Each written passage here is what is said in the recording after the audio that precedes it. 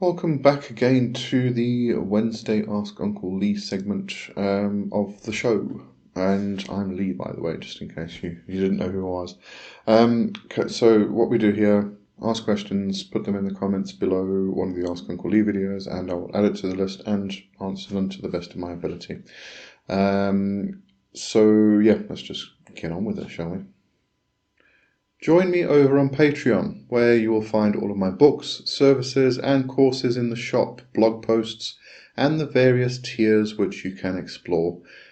You can get magical training in the Temple of the Horned Serpent First Degree, and joining as a free member gets you started with that, or explore the Magical Journal and the Egregore Project. Hope to see you there. Okay, so first question is this one from Max Blizzard. Let me just go over here. Hi Lee, hello. Could you provide some information on Cernunnos, please? I am aware he is a nature god. Is he similar to Pan? Something popped up randomly on TikTok weeks ago now and has never popped up since, so it's piqued my curiosity. Thanks in advance, Max. Okay, so Cernunnos, I'm actually going to direct you to a book which is absolutely brilliant. It speaks about the horn god and specifically focuses on Cernunnos and Pan. And it's by David Mankey and it is called The Horn God of the Witches. Brilliant book, absolutely loved it. And what I enjoyed about it was his explanation of the archetype or the mold. And so, we can find this with, I think, a lot of gods and goddesses throughout the world and within different cultures. So we have Pan, which kind of is focused around Greece, and then we have Cernunnos, which is focused around, the British Isles, let's put it that way, around Europe, that general area. So two different regions, different areas. Obviously, at some point they intermingled and everything else. But what we can probably, this isn't going to, not everybody's going to agree with this, and that's absolutely perfectly fine. But what we can probably view in this regard is that they are both horned gods, and there was a mold that they came out of, an archetype. But it doesn't mean that they are exactly the same. A lot of people are soft polytheistic, and again, that's absolutely fine. That's their own worldview. I am very much soft polytheistic in many regards, but in some regards I'm not. I'm kind of in between. But with soft polytheism, yes, people are going to say they are horn gods, therefore they are exactly the same. Other people are going to say no, they are very independent and individual entities. Yes, they are. Both correct, none incorrect. It depends on your worldview.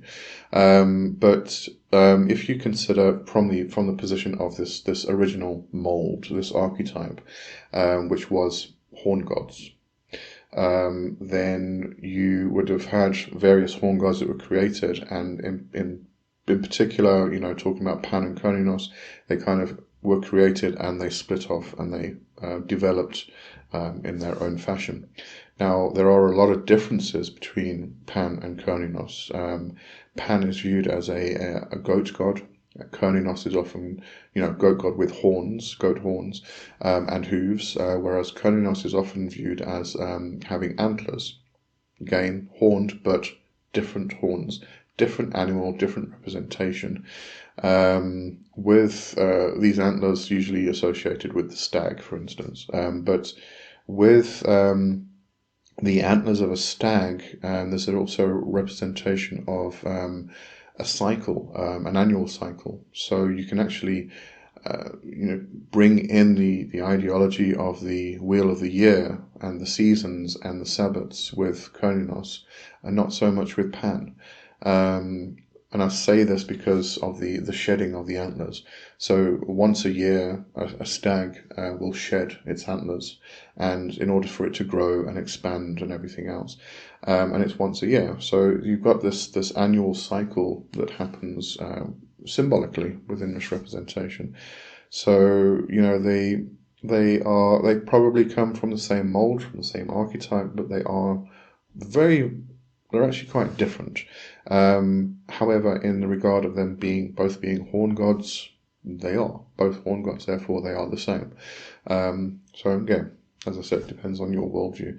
But definitely go and check out that book. I just want to double check the actual title, make sure I've got it right. Just give me a second. Click on the keyboard. The Horned God of the Witches. There we go, by Jason Mankey. I'll link it in the top, and I'll put it in the description. Put the link in the description below to the Amazon. And as always with the Amazon links on here, they are affiliate links. So if you do go buy the paperback, I do appreciate it. I get a small commission, which helps me, and I can buy books to review on this show. So, well, not on this show, but on my channel. There you go. All right. Yeah, let me know if that helps in any way. There's a lot of information you can find about Cernunnos and Pan. I would be careful when it comes to the Gunderstruck cauldron.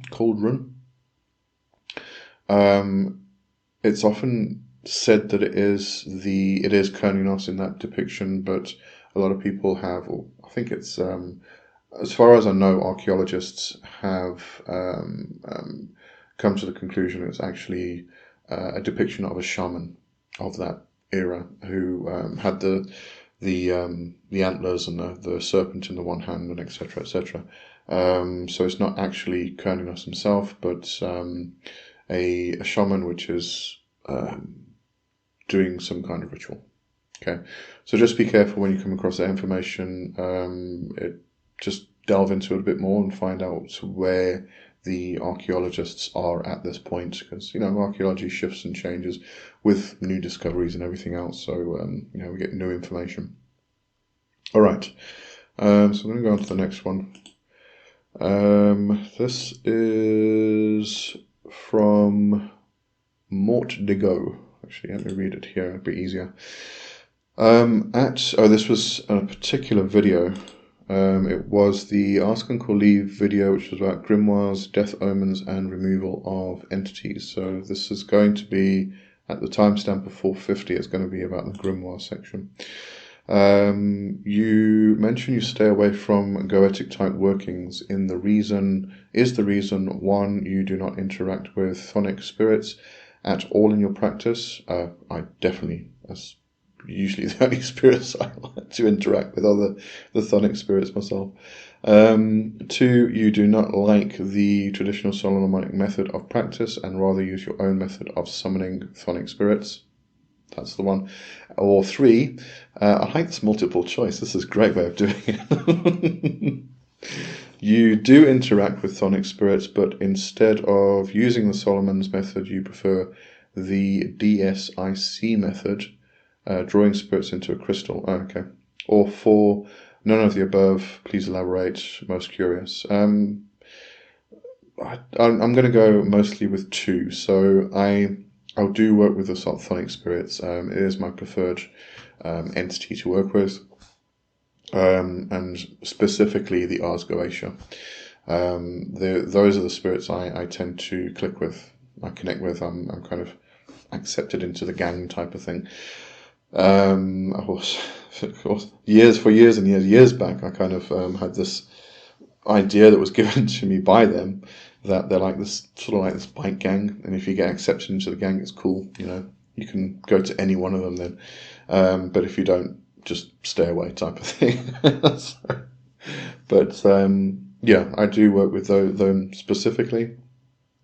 I do tend to stick with them.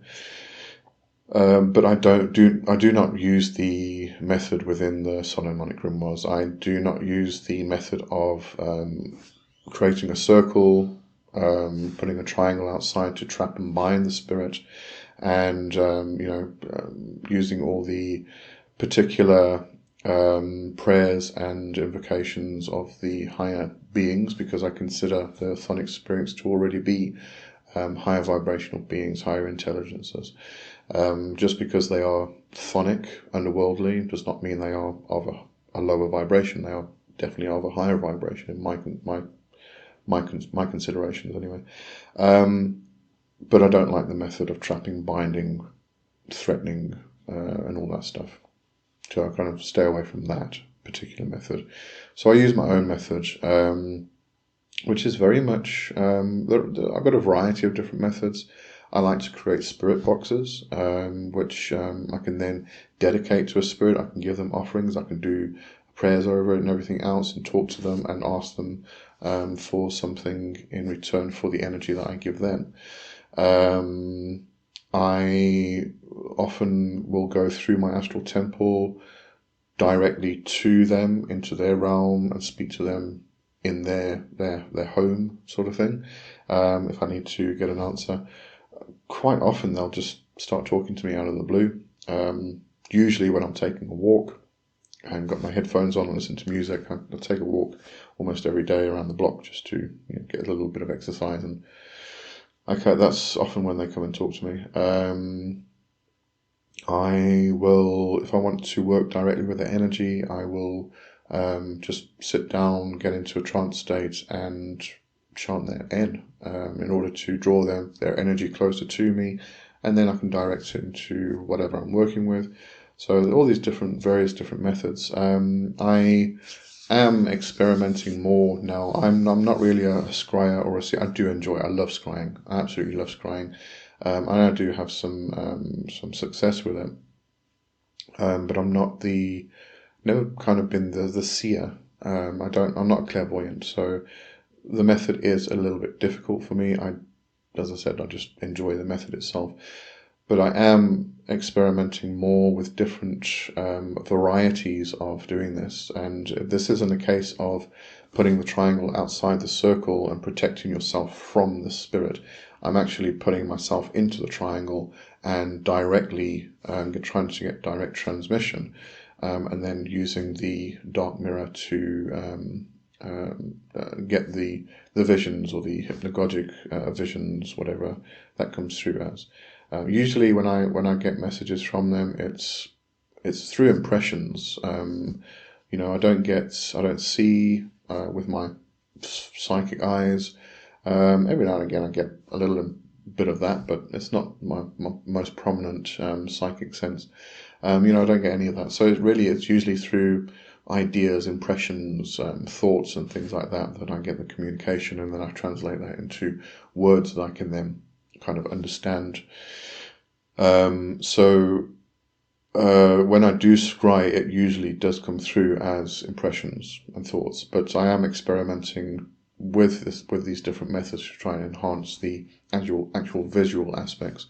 And as I said, putting myself into the triangle, using the scrying method on the boundary of the triangle, and using the three corners to create tension and force to focus into the middle, and then actually invoking the energy and trying to get direct transmission. Or it may be that I form one point of the triangle and I put the scrying device in the middle, and then reflect that triangle, mirror it so outside the circle, so that the spirit is on the other point of the triangle opposite me. So I'm just experimenting with different stuff at the moment, and it's going to take a while to get any kind of solid results from it. And once I do, I will ask other people to actually experiment with the method as well, to see if it works for them. But early stages at the moment with these particular things. Anyway, so I think that covers that. I think, it does. I'm good with that. Hope you're good with that. Okay, let's go on to the next one. This is from over here, Sophia Maria Pavelka, I think, 3534. If I get any names wrong and I mispronounce them or anything like that, just let me know. Give me a wallop over the head. Hi, I feel a connection to the northern mythology, I guess also due to my German background. Any good starting point to head into that type of magic? Have a nice day. Okay, so now I know you asked about northern mythology, but what I did, because I'm a sneaky little bugger. I got, I don't know if you are aware, I do a live with a friend of mine, Rev Kai, who is heathen, and we did I asked if we could do a live show on Into the Wildwood, our other channel, about heathenry, because then I could really pick their brain about the topic and try and get some answers for you, actually. So I specifically did that in relation to this question. So I'm not going to answer this. I'm going to direct you to that particular show that we did. And I'm going to get Kai to kind of answer your questions, hopefully. If you have any more, come back and just ask, and or get onto the Into the Wildwood Discord and ask there. That's probably the best way to do it. You'll get a lot of information. And if you go and watch the show, you'll find, if you go into the description of one of the videos, there's a Linktree link in there, and you'll find our Discord link in there that you can go directly to and join the Discord server and ask any questions you want to. So I'm going to put that in one of the corners. It should be this corner over here, if I've got it right. And I'll also put the link to that video in the description below. Okay, just go check that out. All right, now because I didn't really answer that question, I've put in a fourth one today. So this is from John Francis 6940. In searching, there seems to be a huge gap when it comes to Pan. Would you happen to know of any good books, resources in regard to worship of Pan? I'm actually not sure why you're finding a huge gap, to be honest. I mean, you can go back to, I'm actually going to just check on Google over here as well. Go and have a look at, if you watch the first segment today, the first question today, I did recommend Jason Mankey's book, The Horn God of the Witches, which has a lot of information about Pan. It also has particular rituals you can do with Pan to connect with that particular current and that energy. So fantastic, brilliant book. But go and check out some of the older books. There's Wind in the Willows, written 1908, which has a section where they go and meet Pan in the forest. Great story. And there's also The Great God Pan by Arthur Machen. Love that book. It's brilliant. Okay, but it's not really about the worship. So I kind of see what you mean. If we were to relate that to other Greek gods, yeah, okay, can see where some information might be missing. So I would definitely start with Jason Mankey's book. Have a look at that. As I said, there's rituals in there you can go do. You can go experience the energy and the current of Pan itself. Actually join with Pan and create an entire worship from just that, and then see what else you can find. Let me just have a quick look in my online book collection here, because I know I've got a folder for Pan. What do I have in here? There is, I actually haven't read some of these. There is a DM Fortune book, Rites of Isis and of Pan. There is, I believe this is a very good book. Was it this one? Hang on, I'm just trying to pull up the cover. It's the Pagan Portals. Pagan Portals books are always really, really good. They're quite short because they're direct to the point. But this is called Pan, Dark Lord of the Forest and Horn God of the Witches by Melusine Draco, which is apparently very good. I know somebody, I kind of passed it on to somebody. Again, I haven't read this one myself yet. So many books I need to get to. And there's also Pan, the Great God's Modern Return by Paul Robichaud. I'm not sure how you pronounce his name. And this is kind of an examination of Pan from different eras, from different literature and all such things. So I might get some good information from there as well. the Great God Pan and the horror stories. That's Arthur Machen.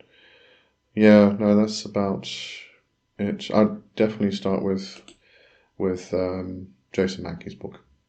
Okay. All right, so I'm going to end that today, and I'll see everybody with more next week. Thanks for watching, and cheers. Bye bye.